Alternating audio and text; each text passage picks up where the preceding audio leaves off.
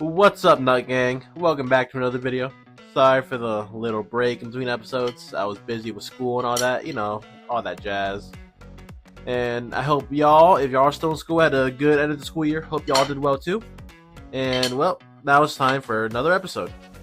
So today we're going to be talking about the Gettysburg Address.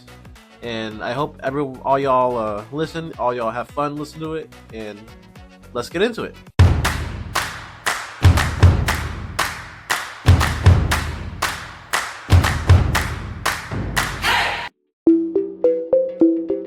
Fourscore and 7 years ago, our fathers brought forth on this continent a nation conceived in liberty and dedicated to the proposition that all men are created equal. Now, we are engaged in a great civil war, testing whether that nation, or any nation so conceived and so dedicated, can long endure. We are met on a great battlefield of that war. We have come to dedicate a portion of that field as a final resting place for those who have gave their lives that that nation might live. It is altogether fitting and proper that we should do this. But in a larger sense, we cannot dedicate, we cannot consecrate, we cannot hallow this ground. The brave men, living and dead, who struggled here, have consecrated it far above our poor power to add or detract. The world will little note nor long remember what we say here, but it can never forget what they did here. It is for us, the living, rather, to be dedicated here to the unfinished work which they who have fought here have thus so far nobly advanced. It is rather for us to be here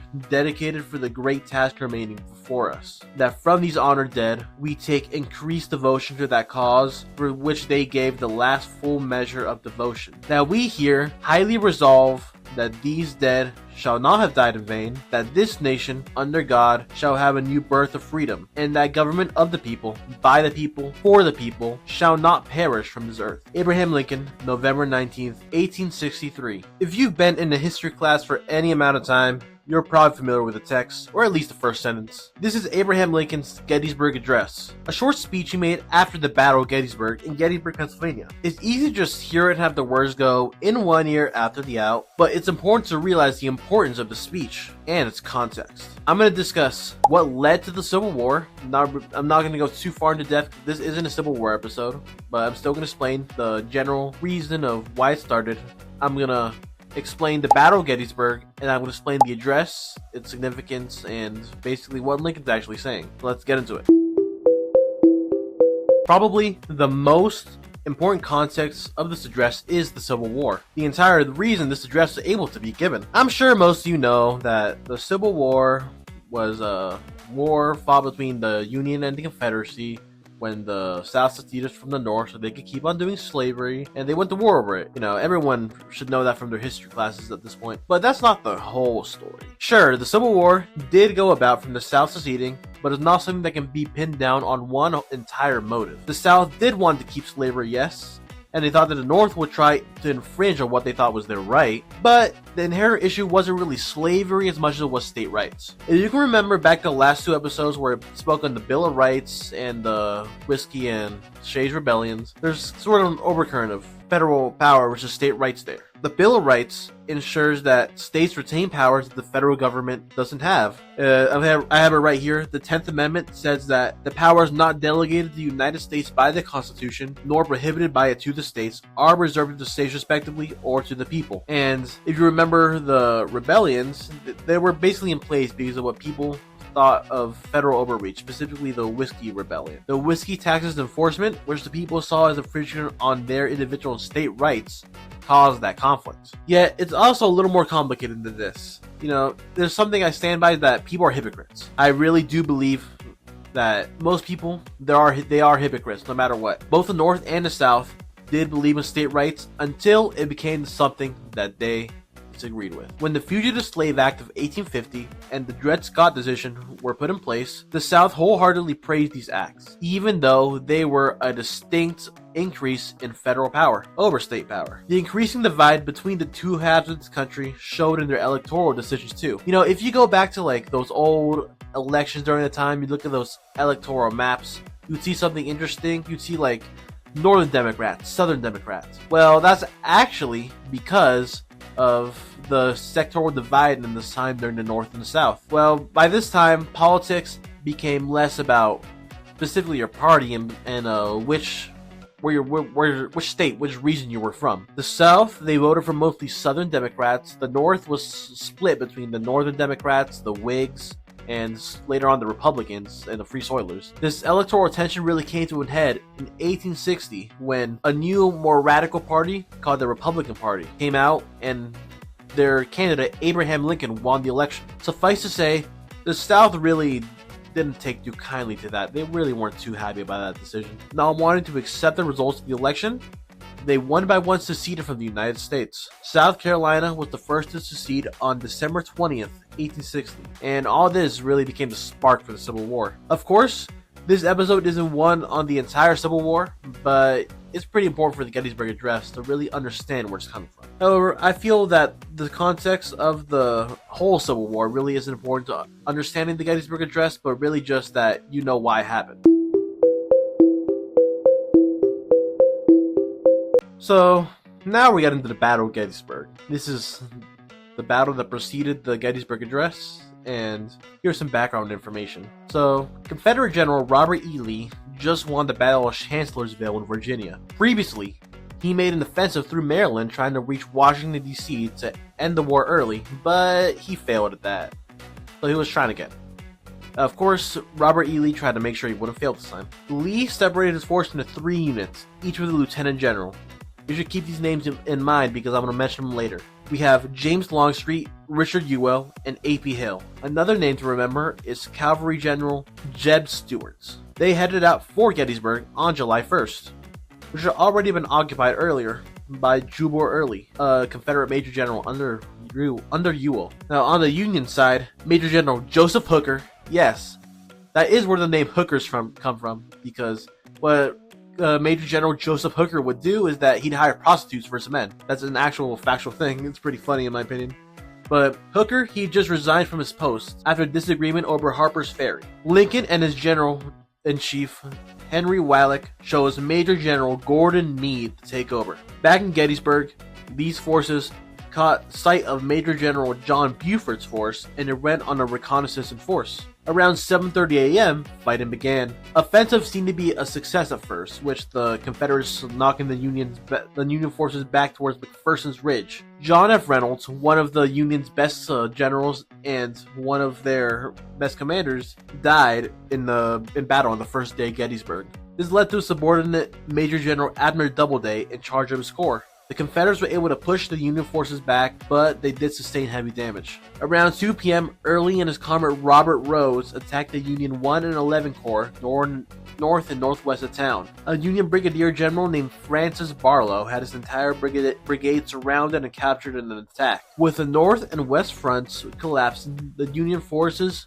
they recollected themselves at Cemetery Hill, a high vantage point that kept them safe from attacks for now. Now, one of Meade's assistants, Major General Winfield Hancock, assumed command. Here, Hancock determined that Gettysburg and Cemetery Hill were the perfect place to have a battle. This rallied the troops, and the first day ended. The first day ended with 15,000 deaths. This is clearly only the beginning of the Battle of Gettysburg.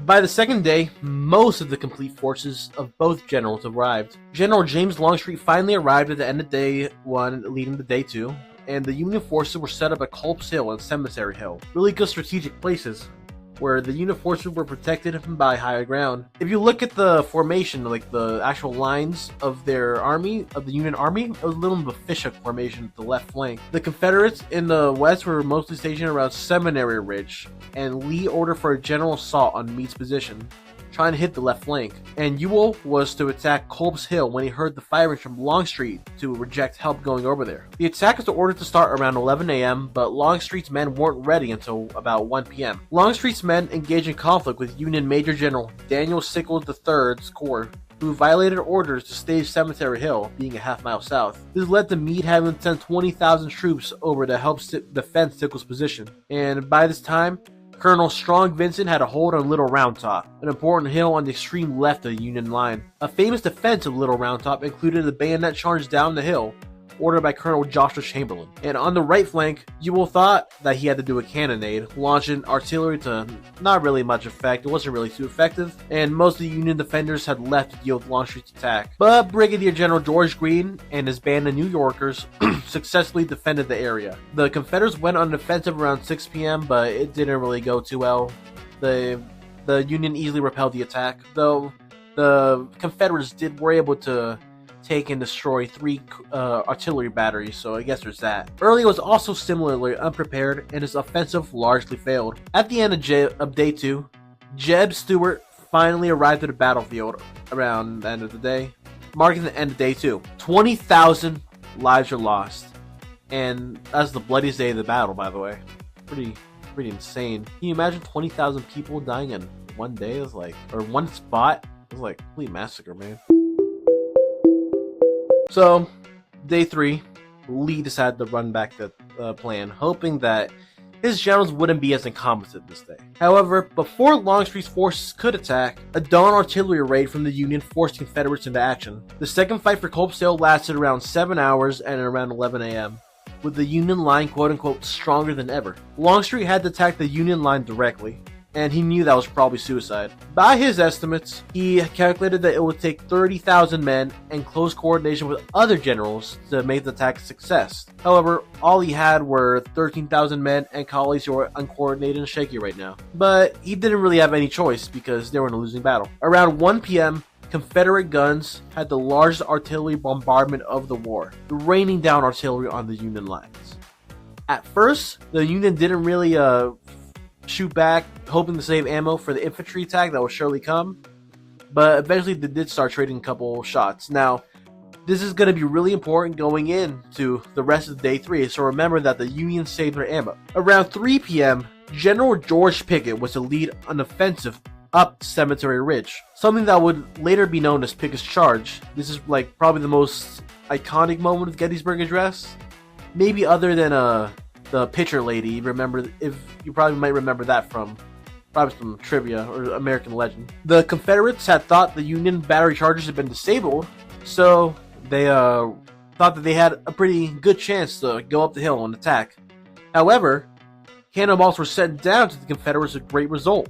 Remember, this is why the Union saved those artillery charges from before. And Union lines were temporarily wavered and broke at a place in their line called the Angle, being charged by Confederate Brigadier General Lewis Armstead, but it was quickly reinforced and the Confederates were knocked back. Overall, one half of Confederate men didn't make it back to their lines, and 2/3 were lost. There were also 2 main cavalry battles during this. The first being coordinated with Pickett's Charge. Now, it was actually really likely that if the Confederates won this, that they could have won the battle, and the Unions would have had to been sent back. However, Union Brigadier Generals David Gregg and George Custer fought Jeb Stuart, winning in the end. This prevented Stuart from reaching Union lines to make sure that the defense against Pickett's Charge was a success, because if they didn't, the Jeb Stuart and his cavalrymen would actually attack the left flank. In the southwest, Brigadier General Justin Kilpatrick launched a cavalry offensive against Longstreet's infantry forces at Little Round Top. Now, this wasn't really a good idea, actually, because the forests and boulders in the terrain made it difficult for the cavalry attack to work, and they ended up losing a lot of men. In fact, after this, Kilpatrick would actually gain a new nickname, Kill Cavalry. 17,000 people would die that day. With the losses being too much, the Confederates had no choice but to retreat. It was a Union victory, and it was not an exaggeration to say that this win saved the war for the Union. It boosted morale, and it prevented the Confederates from reaching Washington, D.C. If this battle was lost, we might not have a United States, actually. They pursued Robert E. Lee after, but he was able to escape, and the war still went on until 1765. Alright, so this leads back to the address. I'll read it out again so you can refresh your mind of it. It's only 272 words, maybe like a minute or two.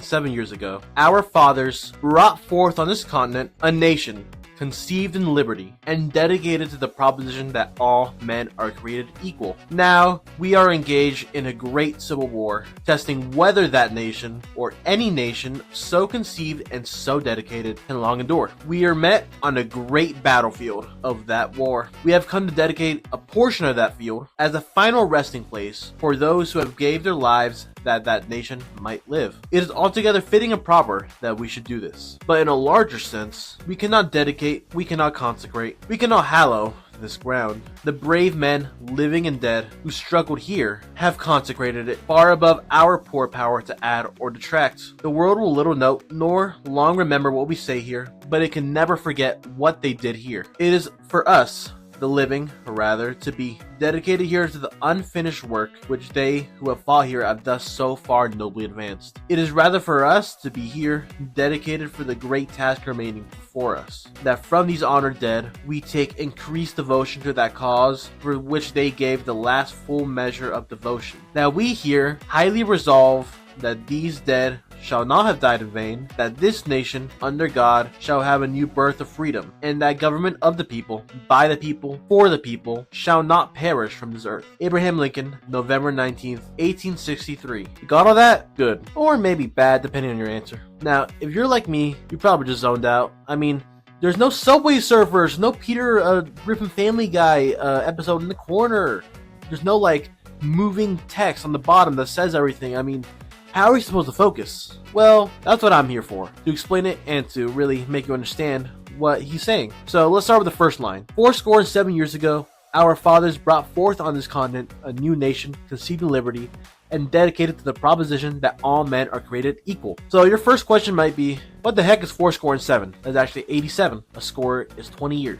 Now, the next question is, what is Lincoln saying here? Well, what he's saying is that when the founders made the Declaration of Independence, where they proclaimed where all men are created equal, they did it under the assumption that all men are created equal, and they meant all men, or at least some of them. So, and you might be thinking, like, so what? Big deal. Like, we already know this. All men are created equal. Yeah, well, what does this matter? Well, back then, what Lincoln was insinuating was actually pretty radical. He didn't just mean the white man, but he meant the slave too. He meant that the slaves also had the right to the freedom, the life, liberty, freedom, happiness that the white men had the right to as well. And earlier in the year, January 10th, I think, January 1st or 10th of the year of 1863, he did the Emancipation Proclamation. And what this basically said is that all slaves captured in the Civil War would become free, basically signaling the end of slavery in the United States. This first line is basically his thesis for the whole speech, which is freedom is for everyone, not just the white man. And the next paragraph reads, now we are engaged in a great civil war, testing whether that nation or any nation so conceived and so dedicated can long endure. We are met on a great battlefield of that war. We have come to dedicate a portion of that field as a final resting place for those who gave their lives that nation might live. It is altogether fitting and proper that we should do this. So this does need some extra context. The Gettysburg Address would there dedicate a cemetery at Gettysburg, where many of the Union and Confederate soldiers would be buried. Lincoln was actually a sideliner to the main speech of that event, one given by Edward Everett. In comparison to Lincoln's short and sweet speech, Everett's speech was 2 hours long and 13,607 words. Here, Lincoln speaks to the difficulty of the Civil War, one that everyone knows very well. Where was the cemetery? Cemetery Hill, of course. Lincoln basically says that the place was a place of an unimaginable death, one that we should dedicate to the soldiers who gave their life there for the sake of the United States in the war that at the time they were still fighting. By the way, I visited Gettysburg, by the way, and the cemetery. Really beautiful place, by the way. I mean, cemeteries, especially like those big ones with the, the significant ones where all the soldiers are buried and stuff, think like Gettysburg Cemetery. I went to Arlington National Cemetery too. Like those places, it just like has that aura to them, that feel that's like possessed by the spirits of the people there, you know what I mean? I really highly recommend visiting there if you can. I promise you won't regret that. So this final paragraph reads, but in a larger sense, We cannot dedicate, we cannot consecrate, we cannot hallow this ground. The brave men living and dead who struggled here have consecrated it far above our poor power to add or detract. The world will little know nor long remember what we say here, but it can never forget what they did here. It is for us, the living rather, to be dedicated here to the unfinished work which they who fought here have thus far so nobly advanced. It is rather for us to be dedicated to the great task remaining before us, that from these honored dead we take increased devotion to that cause for which they gave their last full measure of devotion, that we highly resolve that these dead shall not have died in vain, that this nation, under God, shall have a new birth of freedom, and that the government of the people, by the people, for the people, shall not perish from the earth. Here, Lincoln pledges to make sure the sacrifices of those who died there wouldn't be forgotten. Lincoln also pledges to spread freedom, to have it be born again and given to everyone. Everyone, by he means everyone in the United States, not just the white man, as he said earlier. However, I do believe Lincoln was wrong about one thing though. We haven't forgotten the men who died at Gettysburg. We haven't forgotten his speech. It lives on in history. It lives in the heart of the Americans who fought in the Civil War, fought in their families, their surviving children who live here today. It lives on in the history teachers and the poor APUSH students who were cramming Heimler's history a day before the APUSH test, trying to desperately study. Shout out Heimler's history, by the way. Love your stuff. You made me do good at APUSH. I got a 4 on that test, by the way. I'm not trying to flex. I'm not sure if Lincoln was completely sure that the Union would win the war, because the war is far from over at that point. But I don't know. And I also don't know if Lincoln really knew the impact and consequence of that speech, how people would be analyzing in English classes like, 200 years later? But his words still ring inspirational and true, even to this day, because we were all made equal, and we have not and will not forget the sacrifices of those who died to protect our country. And we will make it our duty to make sure that this country, which I think we've done a pretty good job of doing for the past couple 200 years or so. So, in conclusion, God bless America, God bless all y'all. Nut Gang, out. Before we end, I just want to have you make sure that you remember to like the video, to share with whoever, like share it with your you cashier at the supermarket, share it with like your mom, share it with your best friend, and share it with your best friend's dog, share it with, like, I don't know, the grass outside. I know some of you don't touch grass, so that's kind of scary, but still, I want to share it with everyone so that we can continue to grow this podcast, and so we can continue sharing American history with all y'all. Also, remember to save the podcast if you're on Spotify. Remember to comment down below, basically so that it helps with the algorithm, that we can make our podcast known to more people. Thank you for watching. Have a good one.